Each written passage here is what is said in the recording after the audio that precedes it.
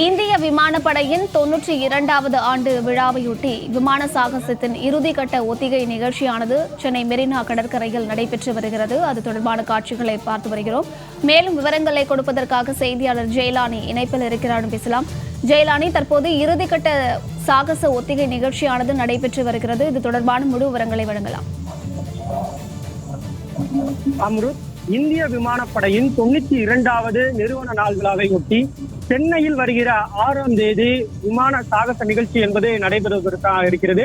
இதற்கான ஒத்திகை நிகழ்ச்சி என்பது தொடங்கி நடைபெற்று வருகிறது. குறிப்பாக கடந்த அக்டோபர் 1ஆம் தேதி முதற்கட்ட ஒத்திகையும், அக்டோபர் 2ஆம் தேதி 2ஆம் கட்ட ஒத்திகையும் நடைபெற்றது. இந்த நிலையில் நாளை மறுநாள் அந்த விமான சாகச நிகழ்ச்சி நடைபெறுவதன் காரணமாக இன்று இறுதி ஒத்திகை என்பது நடைபெறுகிறது. இதில் இந்திய விமானப்படையைச் சேர்ந்த 72 விமானங்கள் என்பது பங்கேற்று இந்த சாகச ஒத்திகை நிகழ்ச்சி வருகிறது. தற்போது நம் நேரலையில் பார்த்து கொண்டிருக்கக்கூடிய காட்சிகள் இந்திய விமானப்படையின் தலைசிறந்த குழுவாக இருக்கக்கூடிய சூரியகிரண் குழுவினர் 9 விமானங்களில் பல்வேறு வித்தைகளை வானில் நிகழ்த்தி வருகிறார்கள். குறிப்பாக 300 கிலோமீட்டருக்கும் அதிகமான வேகத்தில் சுமார் தலைகீழாக விமானத்தை இயக்கியும், 90 டிகிரிக்கு மேலாக செங்குத்தாக விமானத்தை இயக்கியும், மூவர்ண கொடி வண்ணத்தில் புகைகளை கட்டியபடியும் விமானத்தை இயக்கியும், அதிவேகமாக இயக்கியும் தற்போது பல்வேறு சாகசத்தை சூரியகிரண் குழுவினர் நிகழ்த்தி வருகிறார்கள். இதே போல் சாரங் ஹெலிகாப்டர் குழுவினரும் 5 ஹெலிகாப்டர்களில் பல்வேறு ஜால வித்தைகளை வானில் நிகழ்த்தி காட்டினார்கள்.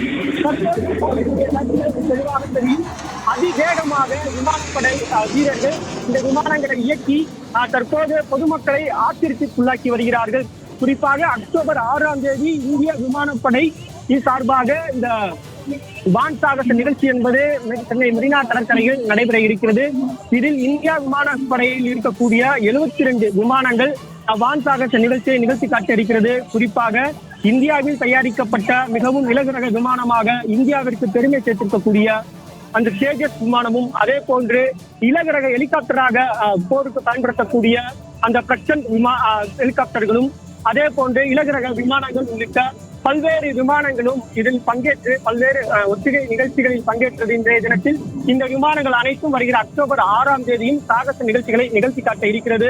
குறிப்பாக தமிழர்களின் பாரம்பரியமும் தமிழர்களின் வரலாறுகளும் தெரிந்து கொள்ள வேண்டும் என்பதற்காக சென்னை மெரினாவில் நடைபெற இருக்கக்கூடிய இந்த விமான சாகச நிகழ்ச்சிகளுக்கான அந்த ஒத்திகையிலேயே அந்த ஒவ்வொரு அணிவகுப்பிற்கும் தமிழ் பெயர்களை வைத்து இந்த அணிவகுப்புகள் நடைபெற்றது.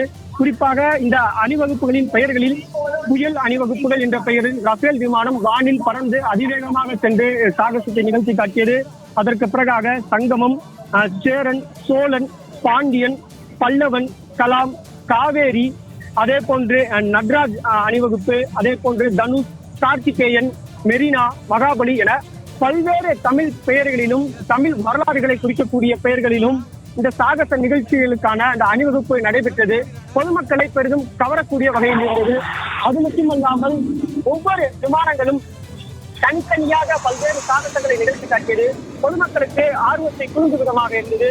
குறிப்பாக முதலில் இந்த விமானப்படை ஒத்திகை நிகழ்வில் அந்த வார் தீம் என்ற அடிப்படையில் இந்திய விமானப்படையிடம் அயல் நாட்டில் சிக்கியிருக்கக்கூடிய நமது மக்களை, பிணைய கைதிகளாக இருக்கக்கூடிய நமது மக்களை எப்படி மீட்பார்கள் உள்ளிட்ட அந்த தீமின் அடிப்படையிலான அந்த சாகச நிகழ்ச்சிக்கான ஒத்திகை என்பது நடைபெற்றது. இந்த தீமின் அடிப்படையில் 2 MI-17V5 என்ற ரக விமான ஹெலிகாப்டர்களில் வருகை தந்த விமானப்படை வீரர்கள் 24 நபர்கள் எதிரிகளில் இருக்கக்கூடிய அந்த அயல்நாட்டு பகுதிகளுக்குள்ளாக கயிறு வழியாக இறங்கி அவர்களை மீட்கக்கூடிய பணியில் ஈடுபடக்கூடிய காட்சிகள் என்பது இடம்பெற்றிருந்தது. அந்த ஒத்திகை நிகழ்ச்சி என்பதும் இன்றைய தினம் நடைபெற்றது. அதற்கு அடுத்தபடியாக பாரா சூட் என்று சொல்லக்கூடிய அந்த பாரா சூட்டில் வானில் பல கிலோமீட்டர் உயரத்தில் இருந்து தரையில் குதித்து இந்திய விமான கொடியை கையில் ஏந்தியவாறு குதித்து சாகச நிகழ்ச்சிகளை நிகழ்த்தி காட்டியிருப்பது இங்கே பார்க்கக்கூடிய பொதுமக்கள் அனைவருக்கும் உணர்வை தூண்டும் வகையிலாக அமைந்தது. இதே போன்று இதற்கு அடுத்தபடியாக சேட்டக் என்று சொல்லக்கூடிய இலகுரக சிறிய விமானங்கள் 4 விமானங்களில் இந்திய விமானப்படை வீரர் இந்திய கொடியினை கையில் தாங்கியபடி அங்கு வானில் பறந்த அந்த நிகழ்வு என்பது மெய் சிலிர்க்க வைக்கக்கூடியதாக இருந்தது. இதனை அனைவரும் உற்சாகமாக பொதுமக்கள் கண்டு ரசித்தார்கள். இதனை தொடர்ந்து ஒவ்வொரு விமானங்களும் ஒவ்வொரு வகையிலான சாகசங்களை வானில் நிகழ்த்தி வந்தது. அதன் அடிப்படையிலேயே இந்தியாவில் இருக்கக்கூடிய 72 விமானங்களும் 3 விமானங்களாக ஒவ்வொரு அணிவகுப்புகளாக அந்த பேரணி என்பதாகவும் ஈடுபட்டார்கள். குறிப்பாக முதல் பேரணியில் பல்லவன் பேரணி, கலாம் பேரணி, அது போன்ற அந்த அணிவகுப்புகளிலும் தொடர்ச்சியாக ஈடுபட்டு வந்தார்கள். அந்த காட்சிகளையும் நம்மால் பார்க்க முடிந்தது. இதில் ரஃபேல், Su-30, MiG-29 உள்ளிட்ட பல்வேறு போர் விமானங்களும் இந்த சாகச நிகழ்ச்சிகளில் நிகழ்ச்சி காட்டியது. அதிலும் குறிப்பாக சோழ அணிவகுப்பு என்ற அடிப்படையில் Su-30 என்ற அந்த போர் விமானம் பல்வேறு சாகச நிகழ்ச்சிகளையும் வெடிகளையும் வீசியபடி காண்பித்த அந்த சாகச நிகழ்ச்சிகள் பொதுமக்களை வெகுவாக கவர்ந்தது. வானில் ரிவர்ஸ் கியரில் இந்த ஜெட்டை இயக்கி விமானத்தை இயக்கி காட்டிய அந்த நிகழ்வும் கூட அந்த Su-30 விமானம் என்பது நிகழ்ச்சி காட்டியது. இந்த சாகசமும் கூட பொதுமக்களை வெகுவாக கவர்ந்தது. அது மட்டுமல்லாமல் அதிக வேகத்தில் சுமார் 900 கிலோமீட்டர் வேகத்தில் வானில் விமானத்தை இயக்கி வானத்தை கிழித்துக் கொண்டு செல்வது போன்ற காட்சிகளும் இடம்பெற்றது. இவை பொதுவாக பார்க்கக்கூடிய மக்களுக்கு கண்ணிமைக்கும் நேரத்தில் இந்த விமானங்கள் வானில் பார்த்தது ஆச்சரியத்தை ஏற்படுத்தும் வகையில் இருந்தது. அதற்கு சற்றும் குறைவில்லாத வகையில் பாண்டிய பார்மேஷன் என்ற அடிப்படையில் பாண்டிய மன்னர்களின் வரலாறுகளை பொதுமக்கள் அறிந்து கொள்ளும் வகையிலும் இந்திய விமானப்படையின் திறன்களையும் வீரத்தையும் இந்திய விமானப்படையின் வளர்ச்சியையும் அறிந்து கொள்ளும் வகையில் அந்த பாண்டிய பார்மேஷன் என்ற அடிப்படையில் இந்தியாவால் தயாரிக்கப்பட்ட தேஜஸ் விமானம், அதாவது இலகுரக விமானமாக பார்க்கப்படக்கூடிய அந்த தேஜஸ் விமானம் பல்வேறு சாகசங்களையும் நிகழ்த்தி காட்டியது. குறிப்பாக 90 டிகிரியில் செங்குத்தாக வானுக்குள்ளாக நுழைந்து வானத்தை கிழித்துக் கொண்டு செல்வது போன்ற காட்சிகள் என்பதும் இடம்பெற்றிருந்தது. இதற்கு அடுத்தபடியாக சாரங் குழுவினரும் சூரியகிரண் குழுவினரும் தொடர்ச்சியாக பல்வேறு சாகச நிகழ்ச்சிகளை நிகழ்த்தி காட்டினார்கள். குறிப்பாக சாரங் குழுவினர் 5 ஹெலிகாப்டர்களில் பல்வேறு சாகசங்களை நிகழ்த்தி காட்டினார்கள். ஆசியாவிலேயே ஒரு ஹெலிகாப்டரில் உலக அளவில் சாகசங்களை நிகழ்த்தக்கூடிய முக்கிய குழுவினராக இருக்கக்கூடியவர்கள் இந்த சாரங் விமான குழுவினர். இந்த குழுவினர் வானில் இந்த 5 ஹெலிகாப்டர்களை வைத்து வடிவிலான அமைப்பை உருவாக்கி இந்திய பார்மேஷன் என்று சொல்லக்கூடிய அளவிற்காக அந்த இந்திய பார்மேஷனில் இந்த அணிவகுப்பு நிகழ்ச்சியில் பல்வேறு சாகசங்களையும் நிகழ்த்தி காட்டினார்கள். அதற்கு அடுத்தபடியாக மகாபலி பார்மேஷன் என்ற அடிப்படையில் பல்வேறு சாகசங்களும் மூவர்ண கொடியில் காண்பிக்கும் வகையிலாக மூவர்ண கொடியிலான அந்த புகைகளை வெளியேற்றியபடி வானில் வட்டமடித்தபடி சாகசங்கள் என்பதை நிகழ்த்தி காட்டப்பட்டது. தற்போது இந்தியா மட்டுமல்லாமல் உலக அளவில் பிரசித்தி பெற்ற வான் சாகச குழுவாக இருக்கக்கூடிய சூரியகிரண் குழுவினர் தற்போது வான் சாகச நிகழ்ச்சிகளை நிகழ்த்தி வருகிறார்கள். அந்த காட்சிகளை பார்க்க முடிகிறது. சுமார் 9 விமானங்கள் வானில் பல்வேறு ஜால வித்தைகளை நிகழ்த்தி வருகிறார்கள். குறிப்பாக 9 விமானங்களும் ஒன்று சேர்ந்து வருவதும் அந்த 9 விமானங்களில் ஒரு விமானம் பிரிந்து சென்று வேகமாக நடுவில் செல்வதும் உள்ளிட்ட பல்வேறு சாகச நிகழ்ச்சிகளை நிகழ்த்தி காட்டி வருகிறது.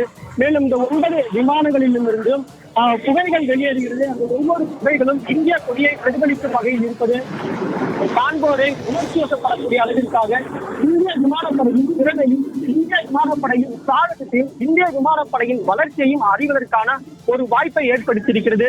தற்போது அந்த 9 விமானங்களும் தனித்தனி குழுவாக பிரிந்து பல்வேறு சாகசங்களை நிகழ்த்தி வருகிறார்கள். சூரியகிரண் குழுவினர் தற்போது நிகழ்த்தி வரக்கூடிய சாகசங்களை நம்மால் நேரடி பார்க்க முடிகிறது.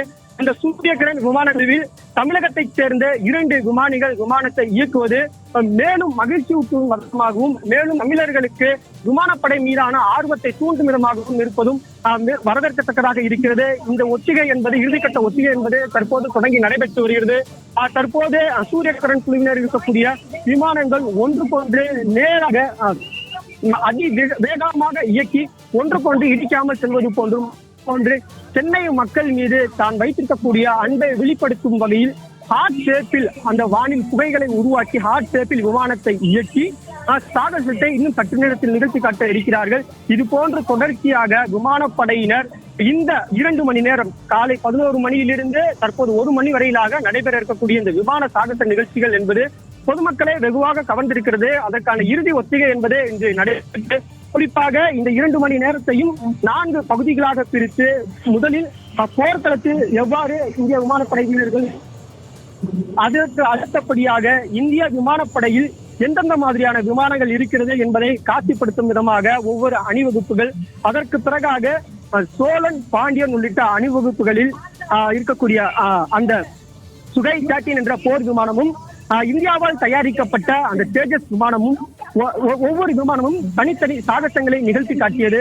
அதற்கு அடுத்தபடியாக இந்தியாவை பெருமை சேர்க்கும் வகையாக இருக்கக்கூடிய சூரியகிரண் மற்றும் சாரங் குழுவினர் அடுத்த 3/4 மணி நேரம் தொடர்ச்சியாக சாகச நிகழ்ச்சிகளை நிகழ்த்தி காட்டி வருகிறார்கள். அந்த காட்சிகளையே நம்மால் பார்க்க முடிகிறது. இந்த 2 மணி நேரமும் வானை விட்டு கண்ணை எடுக்க முடியாத அளவிற்காக தொடர்ந்து அடுத்தடுத்த நொடிகளில் விதவிதமான சாகசங்களை விமானப்படை வீரர்கள் நிகழ்த்தி வருவது பொதுமக்களுக்கு ஆச்சரியத்தையும் பூரிப்பையும் ஏற்படுத்தி வருகிறது.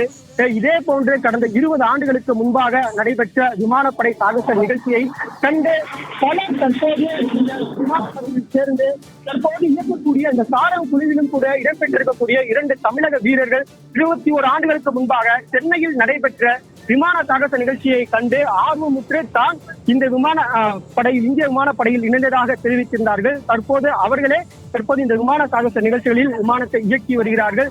இது போன்ற கதைகளும் கூட பொதுமக்களுக்கு மேலும் உணர்வை தூண்டும் வகையிலும் இந்தியா விமானப்படையில் சேர வேண்டும் என்ற ஆர்வத்தை தூண்டும் வகையிலாக அமைகிறது. தற்போது நடைபெற்று வரக்கூடிய இந்த இறுதி ஒத்திகை என்பது இன்னும் சற்று நேரத்தில் நிறைவு பெற இருக்கிறது. இதற்கு அடுத்தபடியாக வருகிற அக்டோபர் 6ஆம் தேதி பிரம்மாண்டமான முறையில் காலை 11 மணியிலிருந்து மதியம் 1 மணி வரையிலாக இந்த விமான சாகச நிகழ்ச்சி என்பது நடைபெற இருக்கிறது. இதற்கு பொதுமக்களுக்கு முழுவதுமாக இலவசமாக அனுமதி என்பது வழங்கப்பட்டிருக்கிறது. குறிப்பாக கோவளம் கடற்கரையில் இருந்து சென்னை அடையார் INS வரையிலாக இருக்கக்கூடிய பகுதிகளில் முழுவதுமாக நின்று வானில் நடக்கக்கூடிய நிகழ்வு என்பதால் பொதுமக்கள் கண்டு ரசிக்கலாம் என்பதாக கூறப்படுகிறது. அந்த நிலையில் ஒத்திகையிலேயே ஆயிரக்கணக்கான பொதுமக்கள் வரக்கூடிய காட்சிகள் என்பது பார்க்கப்படுகிறது. எனவே வருகிற அக்டோபர் 6ஆம் தேதி 15 லட்சத்துக்கும் அதிகமான பொதுமக்கள் வருவார்கள் என எதிர்பார்க்கப்படுகிறது.